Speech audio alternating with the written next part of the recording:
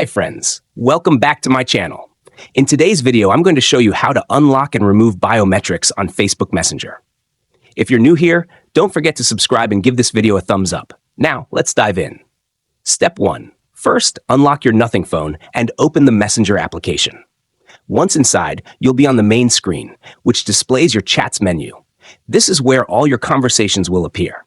Step 2. Now, look at the top left of your screen where you'll find 3 vertical lines. This is the menu icon. Tap on it. Step 3. Next, locate the settings option on the right side and tap on it. Step 4. Now scroll down to find the privacy and safety option, then tap on it. Step 5. Next, locate the app lock option and tap on it. Unfortunately, this is turned on. Step 6. For the last and most important step, select the Unlock with Biometrics option to turn it off instantly. If you found this tutorial helpful, don't forget to give it a thumbs up and subscribe to my channel for more great tips. Thanks for watching.